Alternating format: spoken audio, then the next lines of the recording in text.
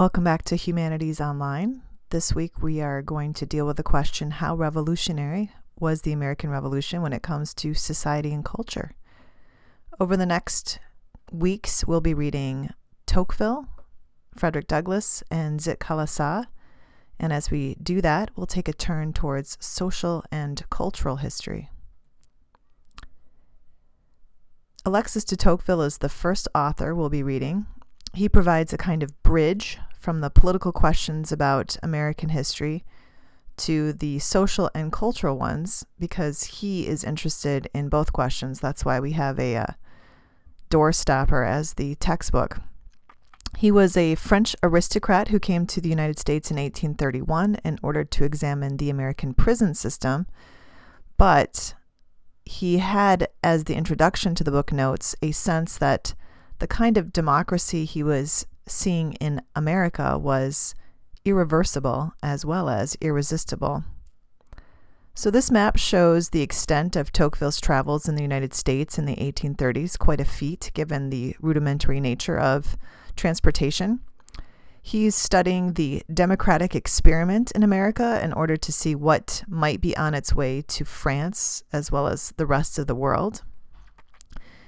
When you're reading, you'll notice that Tocqueville is reporting on what he observes, but he's also offering his own evaluation.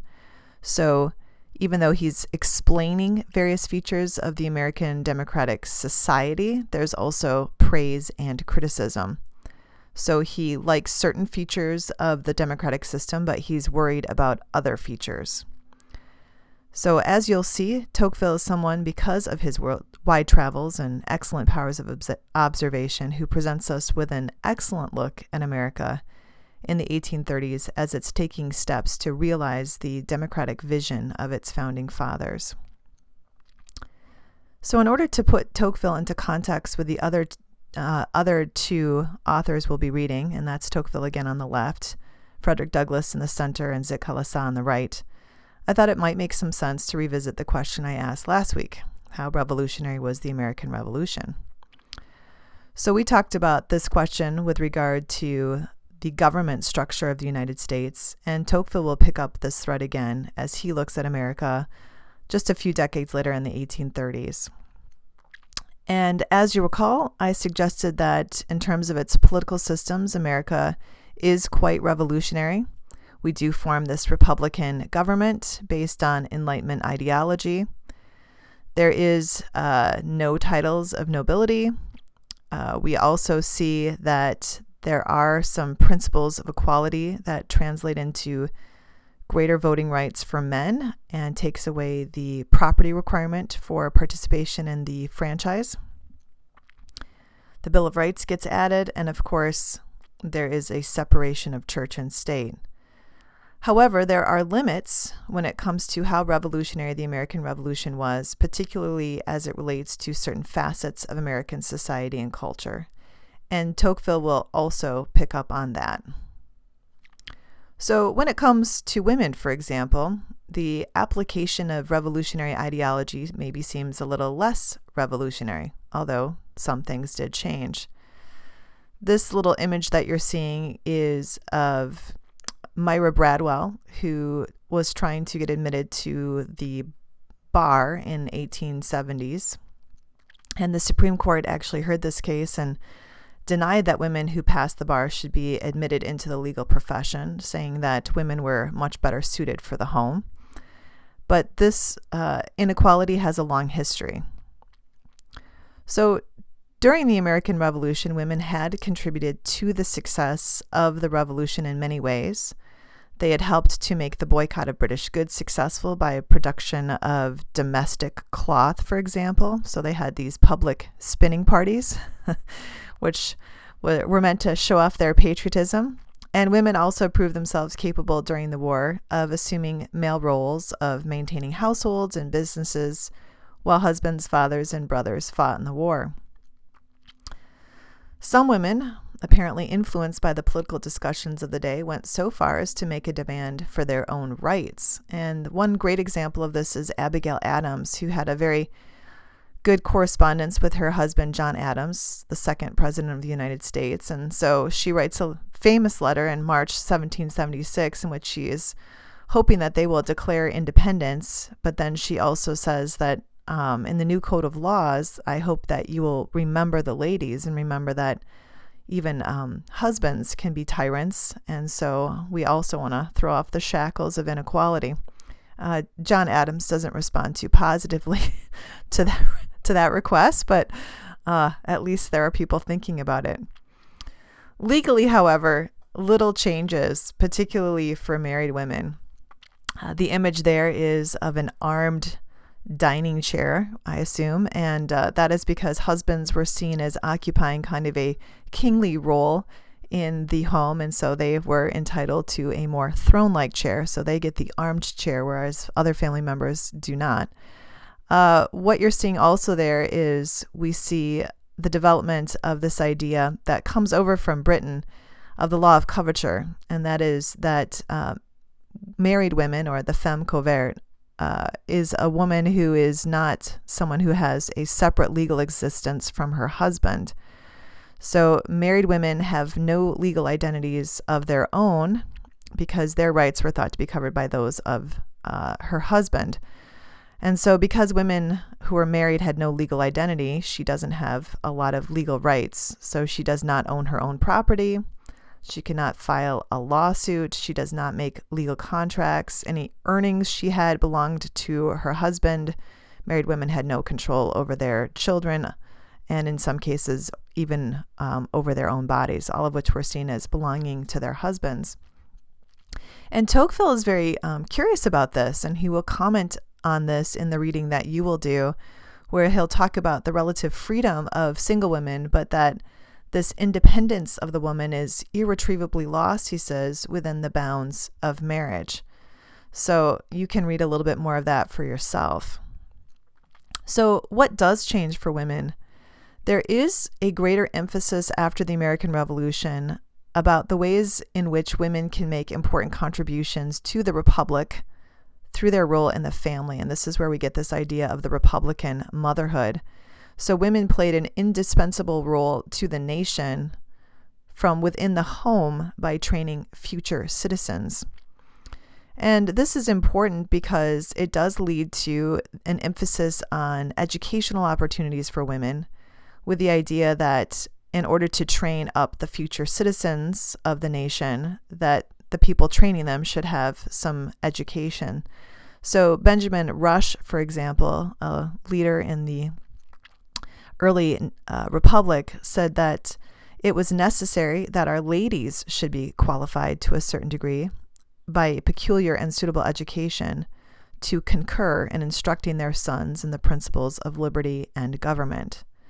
The woman you see pictured, Judith Sargent Murray, took this emphasis on the need for education to argue for the establishment of female academies, and she actually saw education as being a remedy for female inequality and a way to eradicate women's sense of inferiority.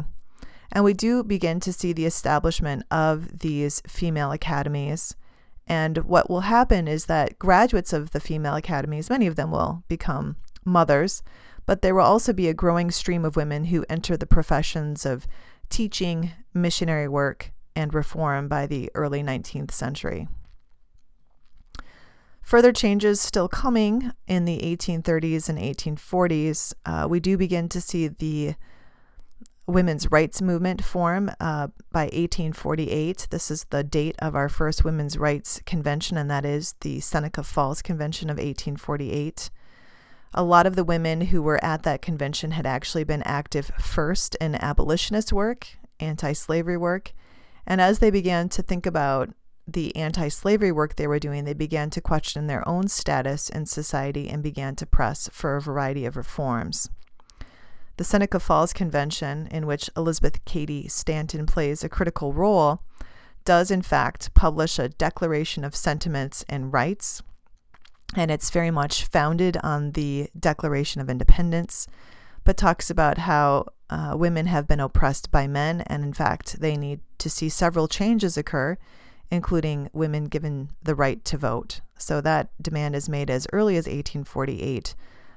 But you have to stay tuned because things don't maybe develop very quickly on the front of women's rights in terms of voting until 1920. We will be coming back to this issue, though, when we read Virginia Woolf and A Room of One's Own.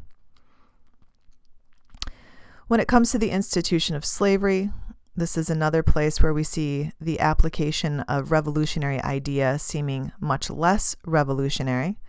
The image you see there is Frederick Douglass, and you'll see a quote from a famous speech he gave in 1852 in which he talks again about the Declaration of Independence and the limits of that declaration as it applies to men like himself, and says that he doesn't share in that heritage.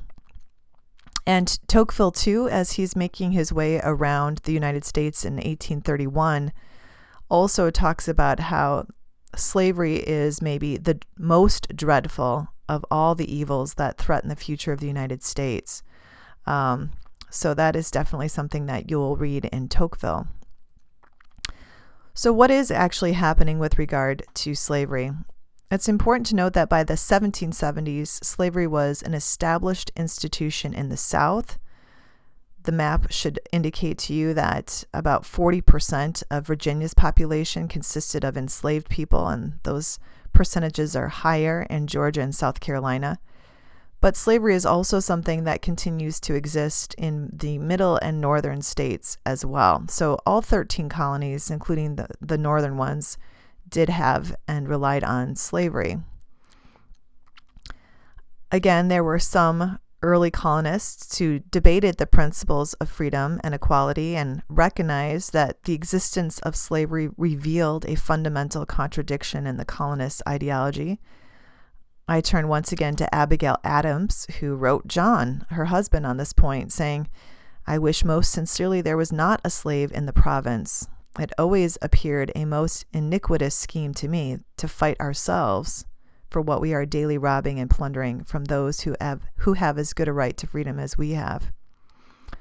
So there is a recognition of the contradiction, but there is no revolution with regard to slavery in the formation of the new nation. And in fact, slavery is enshrined in the Constitution, this document that we talked about as being pretty revolutionary with regard to the political systems, protects slavery in 3 specific articles without actually using the word slave.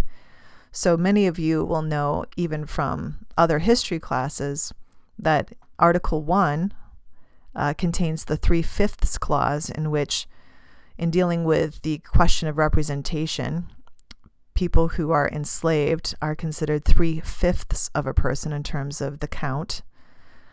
Article 1, Section 9 deals with the slave trade clause, and that bans the cancellation of slave imports until 1808.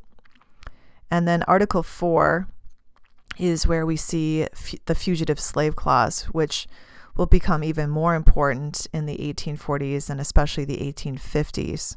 And this makes the northern states have to cooperate with the southern states in returning people that were thought to be fugitives back to their masters.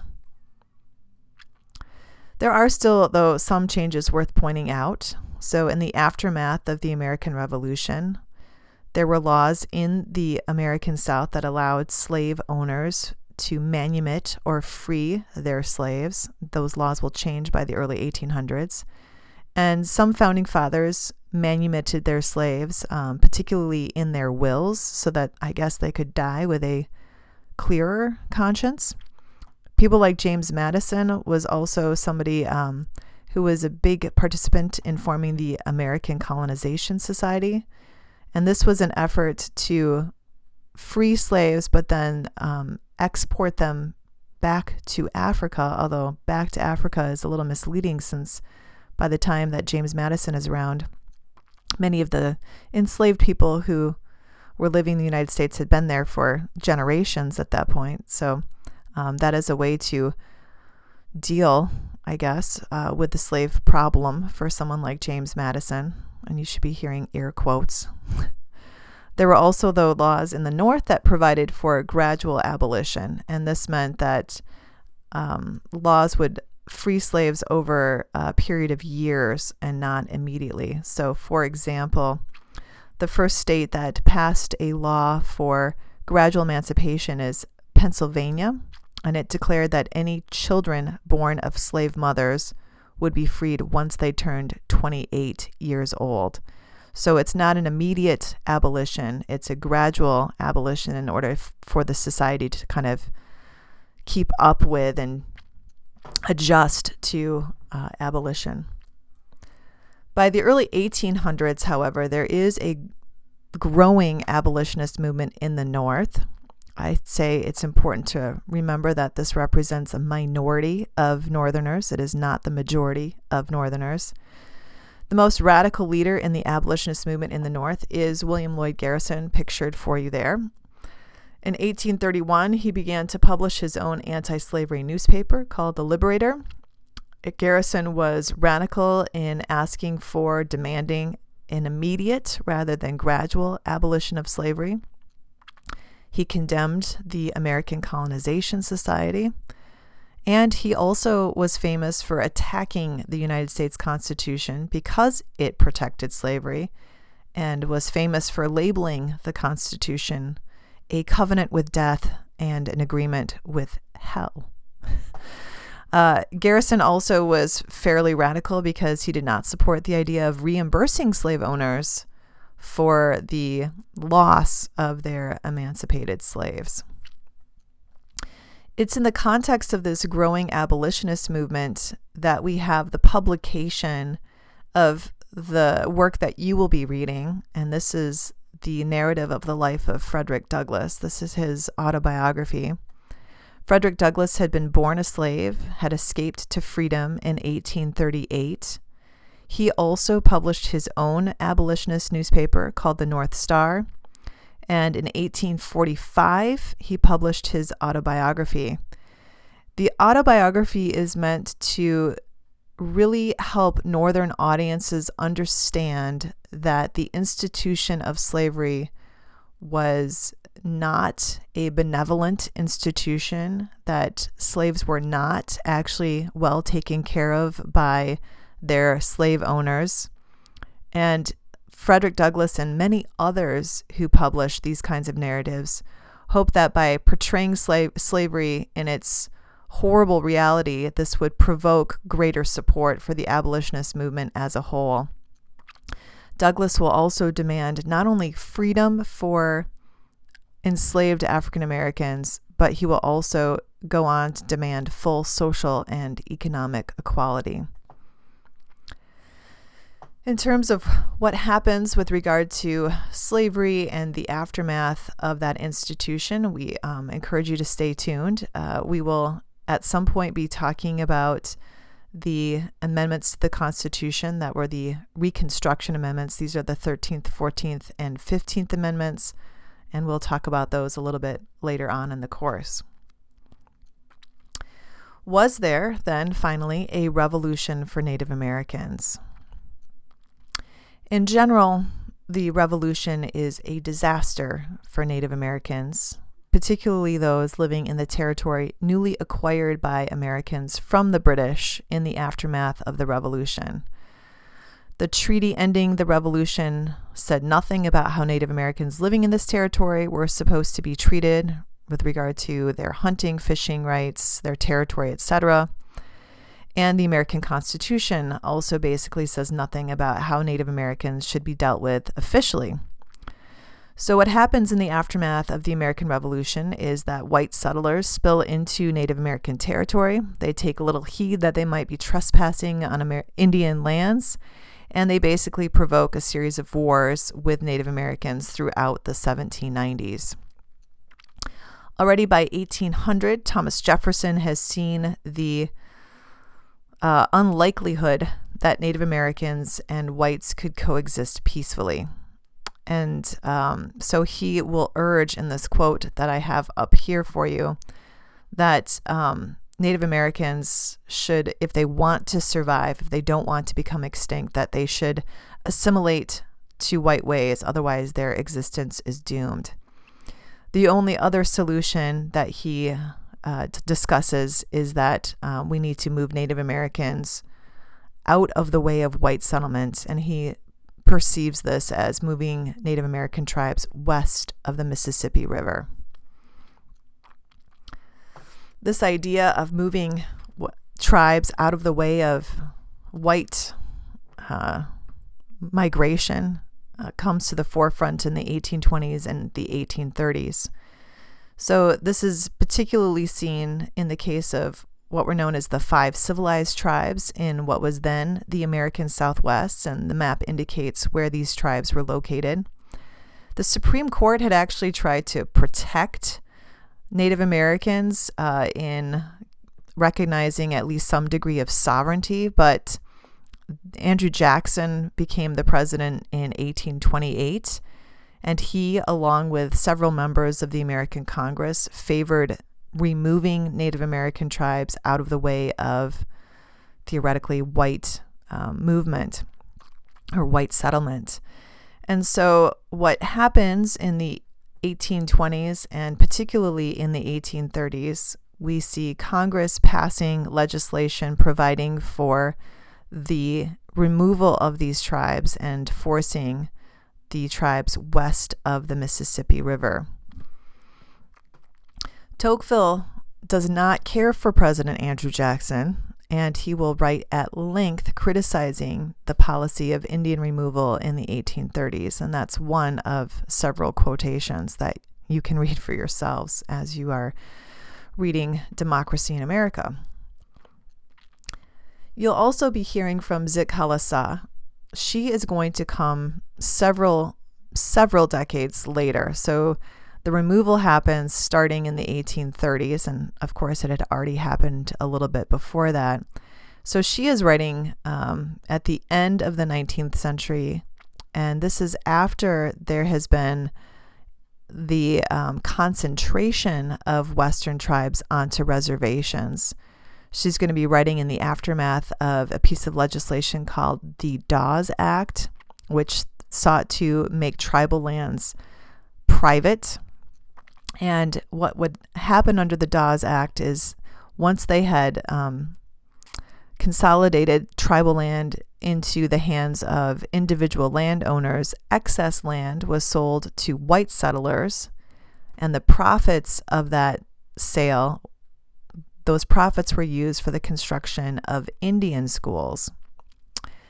At the Indian schools, Native Americans were stripped of their Native American identity. One of the goals of those schools was to kill the Indian, save the man, unfortunately. And so Zitkala-Sa will critique this assimilation project in what she writes about in the 1900s. The map here just shows the process by which Native Americans were forced out of their inherited or their ancient land holdings. And the Dawes Act in 1887 is the way that we then take what remained for Native Americans and encourage that land not to be held as a tribe but as individuals, and we begin the process of assimilation with those establishments at the Indian schools. In the last 2 slides here, I just want to illustrate this process of assimilation that Zitkala-Sa will rail against and fight against. And this is a depiction of Native Americans arriving at one of these Indian schools, Carlisle Indian School, and then these same Native American students, having received their education, are now ready to leave the Carlisle school. So Zitkala-Sa will write about that process and rail against it. And again, thanks for listening.